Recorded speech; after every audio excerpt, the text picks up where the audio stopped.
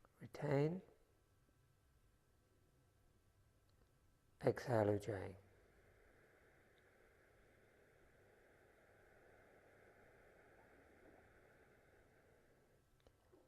Inhale, Ujjayi.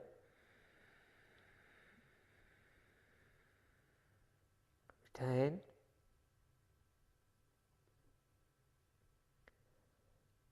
Exhale, right.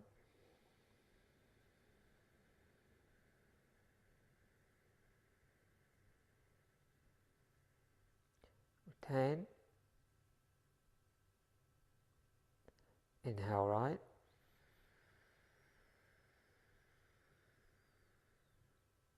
Retain. Exhale, Ujjayi.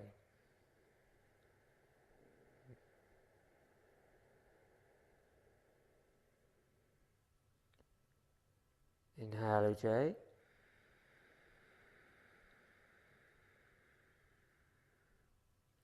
Retain. Exhale, left.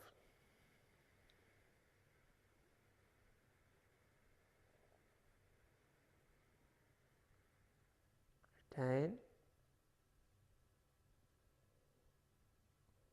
Inhale, left.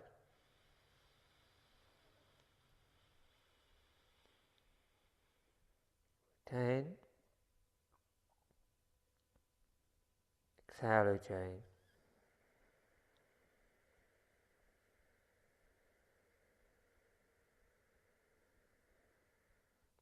Inhale, Ujjayi. Retain.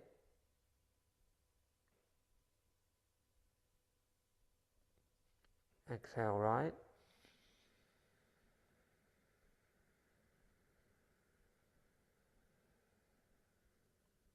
Retain.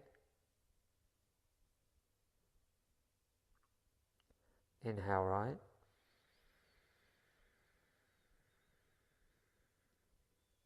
Retain. Exhale, Ujjayi. Long.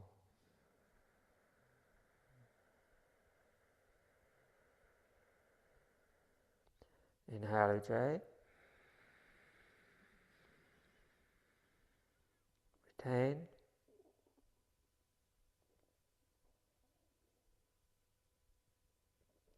Exhale, left.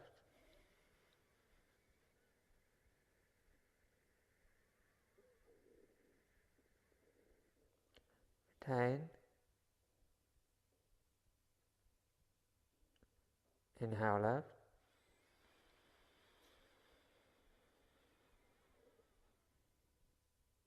Retain. Exhale, Ujjayi.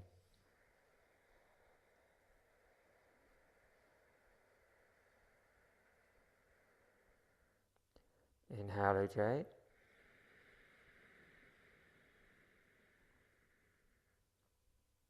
Retain.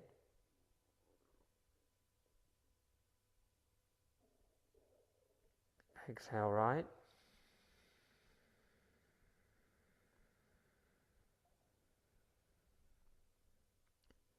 Retain. Inhale, right.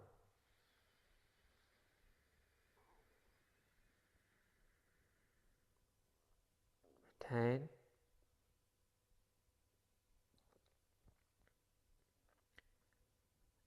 Exhale, Ujjayi.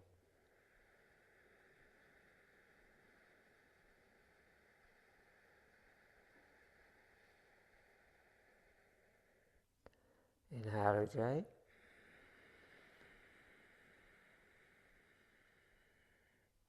Retain.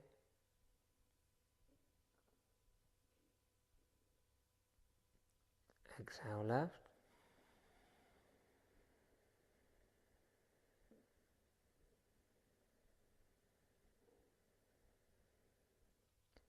Retain. Inhale, left.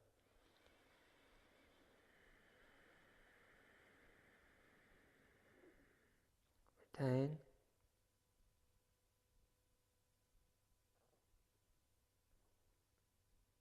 Exhale, Ujjayi.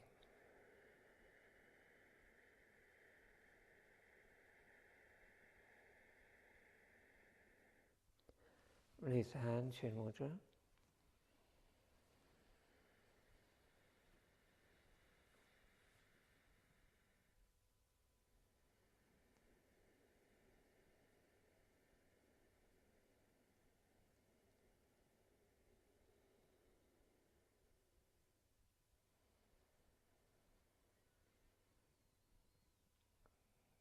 Pick up your mala if you're using a mala.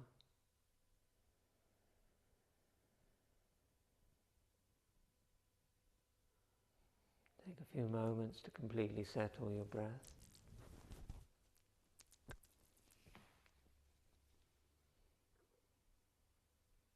Rest your awareness in the chakra of your choice.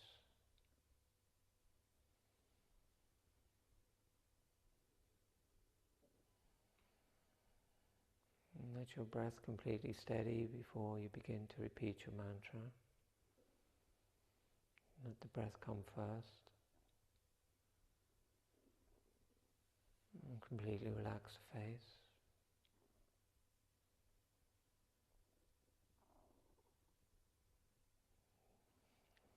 Draw the prana by drawing your awareness into your heart chakra or your third eye chakra. Let the prana settle there so you feel space. And then gradually begin to repeat the mantra into that space.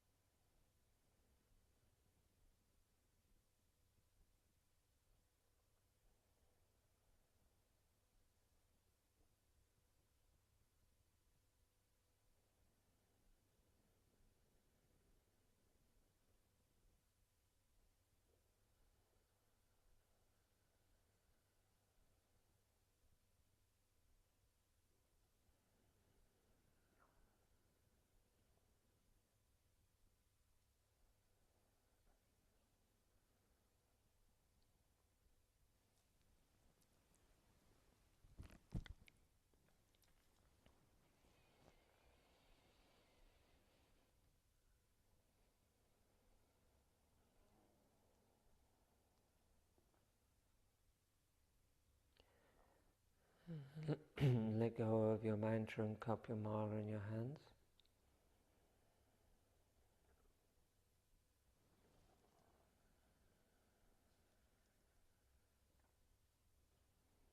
Begin to deepen your breath.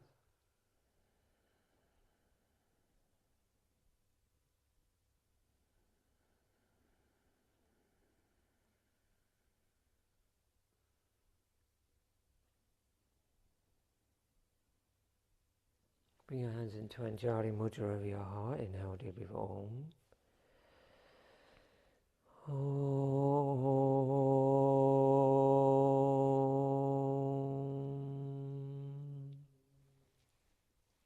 Stretch out your legs if you need to. I just want to give you a couple more pointers on Ujjayi Viloma.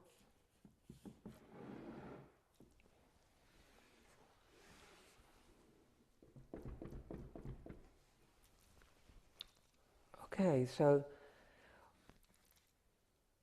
I'll come to it next week, but sometimes you'll see that pranayama in texts described as Ujjayi Viloma, and sometimes it will be described as Ujjayi Pratiloma.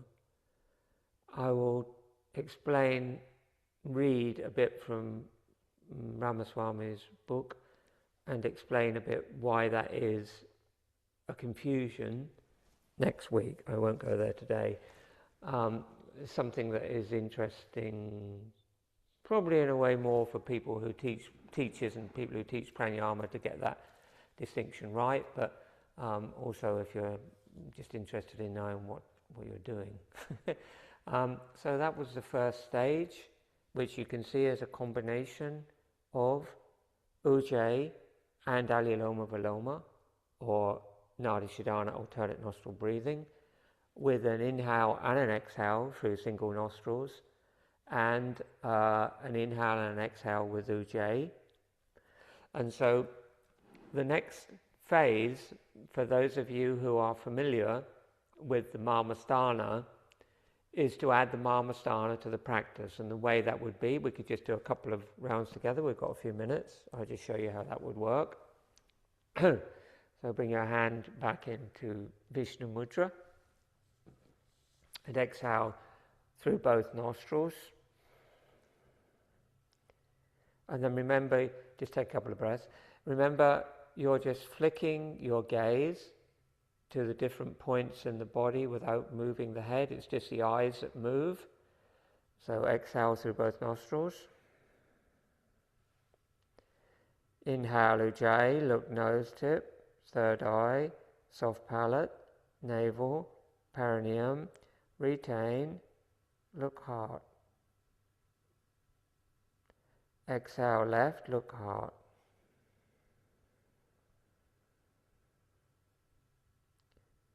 Pause. Inhale left, look nose tip, third eye, soft palate, navel, perineum, retain, look heart. Exhale Ujjayi, look heart.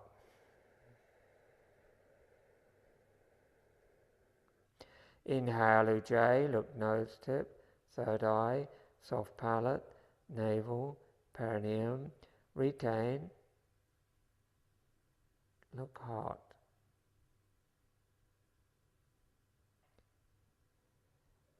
Exhale right, look heart.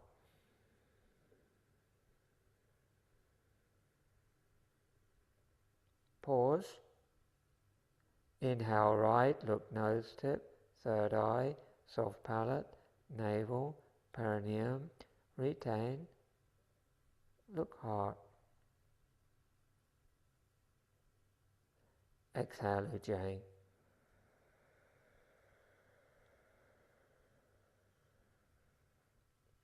Release the hand.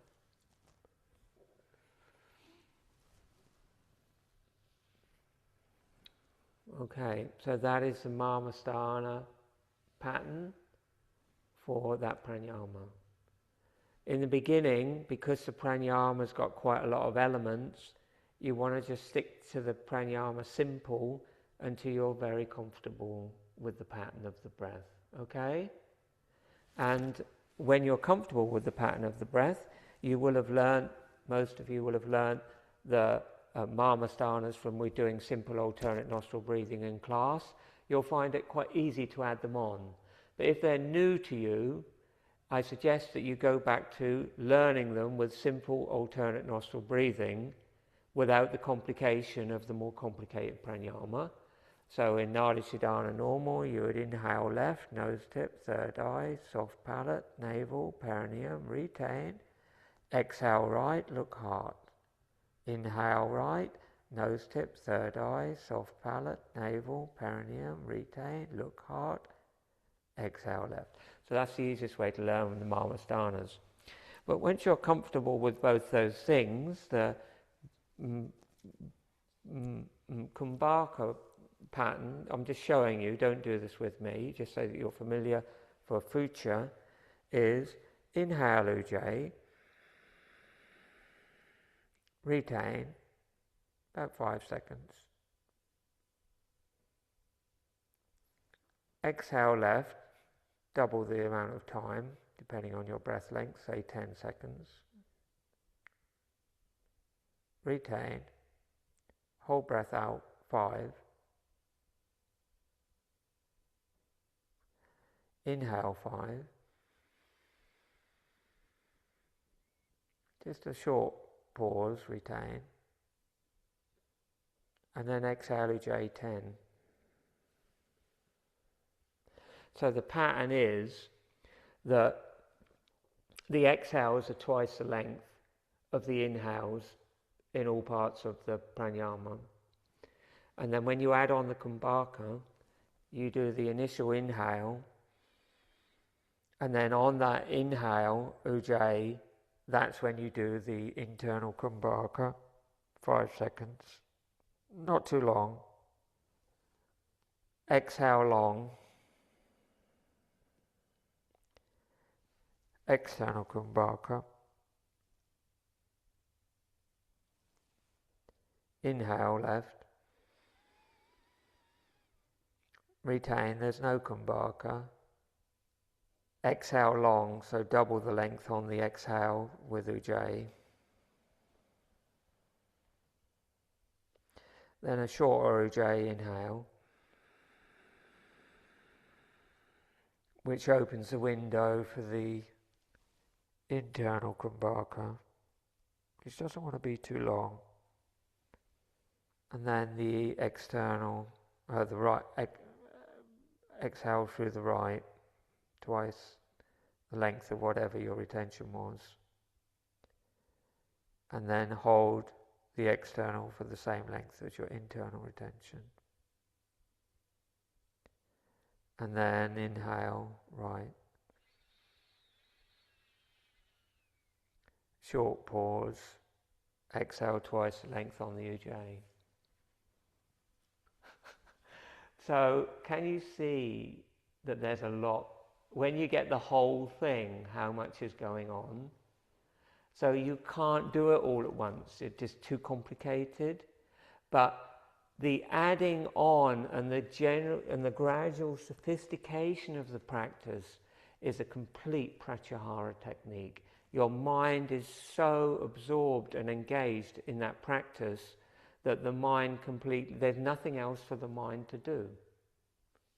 And when it becomes second nature and you just do it without thinking, then it's like you're completely set for meditation.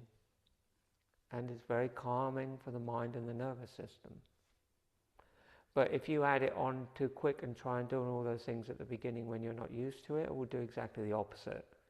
So in the end, it's really enough for a lot of people, and you'll find a great benefit from just doing it with the slight pauses. And with no Kumbhaka, initially no Maha-Mudras. Just learn that practice. You'll find it a very powerful and useful practice without adding on any of the extra stuff. That can come when the time is ready. Time is right, when you're pushti. Okay? Inhale for Om. Om. Shanti, Shanti, Shanti. Om, peace, peace, peace. Om Namah Shivaya. Namaste. Thank you so much for joining.